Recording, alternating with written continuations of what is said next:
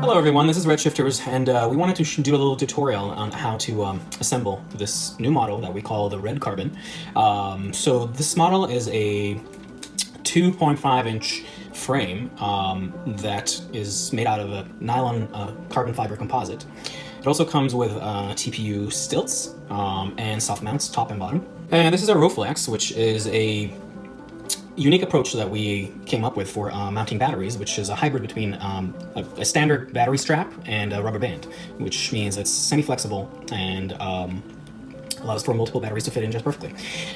We also have integrated a camera mount, here we can put it through the light, that will fit multiple types of cameras. It also has, let me use my trusted screwdriver here to show that there is an adjustment not only of the angle, which is 0 to 60 degrees, but also the depth of the camera. It goes slightly in diagonal that basically also give you the adjustment of height included in the forward and back adjustment.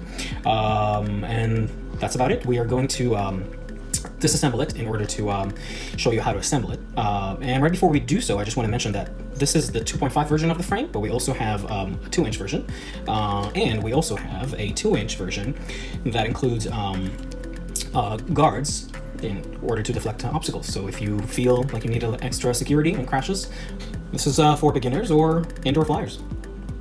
So we're gonna go ahead and start dissecting the frame and bit by bit show you how it's constructed and what you need to do to put it together. Here we go. So the first thing we're gonna do is we're just gonna get rid of those stilts. This is pretty self-explanatory, so there's no need to elaborate on that. You just put the motors and the screws through the mounts and you're good. So removing those. So the next thing we're going to talk about is, if you notice, we've included screws that go all the way through. Now, these are not essential for the build. These are pretty much optional. You may want to use whatever comes with your FC, or if you have your own way of mounting it, go for it. So this is not 100% necessary. We're going to go ahead and disassemble it. So we have those nuts on top. We're just going to go ahead and remove.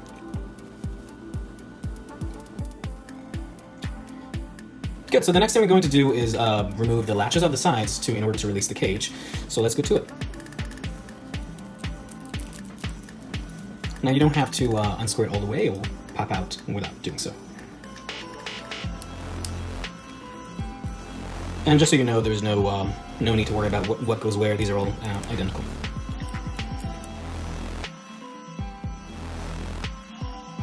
And just so you know, there are let's see if we can see. There are integrated nuts in the build, so you don't have to worry about the threads being worn out. Good. One more. So the next screw that we're going to remove is the bottom of the cage. This is what we call the cage. You know, normally it's called a canopy, but we call it a cage because it is a cage. So we're going to go ahead and remove this bottom screw. Again, there's a nut at the top. It's ingrained into the build, so don't worry about losing it.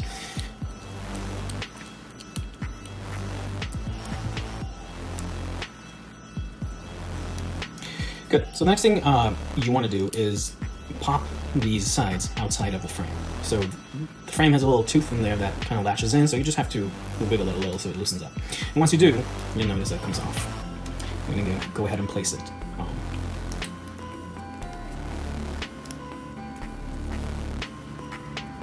Again, just wiggle it out of place. There it goes. So the next thing I want to talk about is the camera mount, and I'm just going to switch to Philips real quick. Alright, so as we said before, the camera mount is integrated into the build and has all these features in order to house different types of cameras. Now the clearance on the camera is 14mm, so that means you can use anywhere between Runcan Nano or CADX cameras of this category, or you can even use whoop cameras, mullet cameras, or AIOs. So let's go ahead and show you how this works. So if you notice that the screws are at the bottom for releasing the mount, so let's go ahead and unscrew those.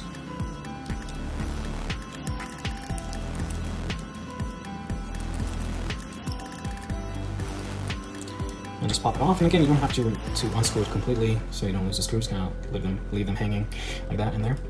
So go ahead and remove the mount at its entire, so you can go ahead and set up your camera comfortably.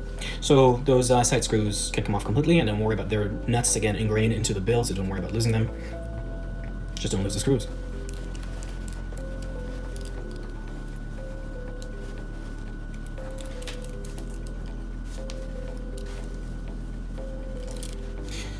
Tiny screws, set aside safely, and then go ahead and remove the mount.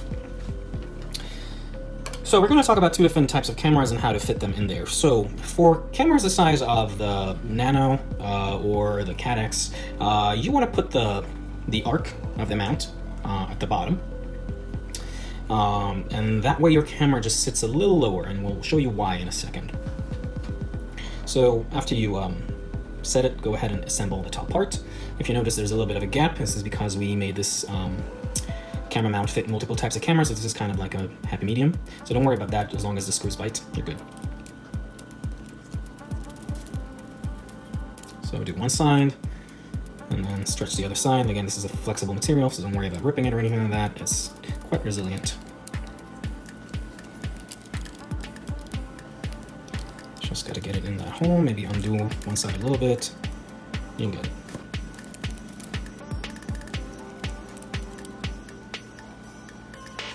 Here goes.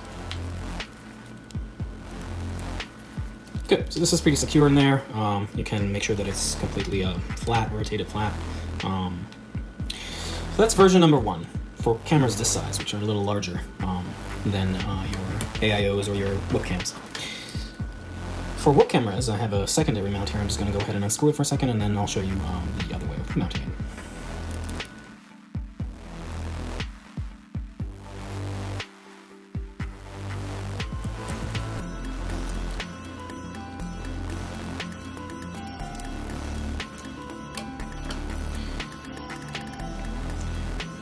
So let's go ahead and set it. And same way, just go ahead and mount it.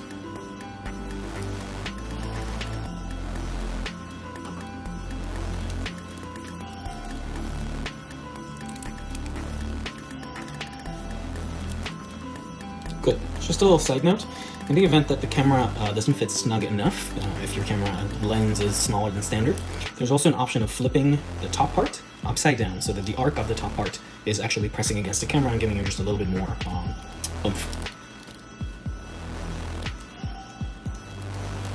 So the next thing we're going to do is just put the cameras onto the cage one at a time to show you how it goes. So plopping the camera right in there, and it'll go in there fairly easily. You want to make sure, first of all, adjust the angle of the flight that we want it. So this angle right here is 35 degrees, just so you know, that gives you some sort of reference. If you like to fly lower or higher, you can. And again, make sure that you are adjusting the depth of the camera the way you want it. So right now we're roughly at the very furthest back position, and you'll notice that the camera is sitting a little high. So you're just going to go ahead and slide it down to pretty much the center for this particular case. Something like that. So that it sits like that, or you can even do a little lower. Totally up to you. And then once you are satisfied with how you want it set, go ahead and put the side screws in. So you are just plopping them right in there.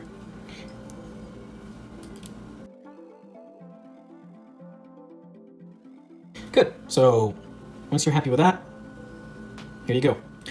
Now notice you can, even though we said that to put the arc at the bottom, you can go ahead and flip it and see what works best for your camera. It's not a necessity. We're just showing you two different options for two different cameras that make it sit flush, so your field of view is completely open. So we just wanted to show you the difference between the way the AIO goes in there. So in order to fit it properly, I had to move the camera all the way forward to the bottommost forward position inside the mount that would allow in order for the camera to sit flush enough for the field of view to be completely open, and the antenna can completely pop out of the top like that. So we're going to go ahead and assemble this onto the frame, and just a side note, make sure that the side screws are exactly the same relationship inside the canal, so the camera is not tilted one way or the other. So again, we're just going to put it back the way we found it. So you want to make sure that you pop these out just a little bit in order for them to fit inside the little nook created for them. So once you do, you see it just slides right in there. And same goes for the back. So you place it on top of the rods if you have them, if you choose to use them. If not, don't worry about it. All you have to do is just give it a little stretch out, all directions, and in it goes. And the next thing we want to do is put the latches back on. So pretty straightforward. Just put them in there. Actually, before I do, I have to switch back.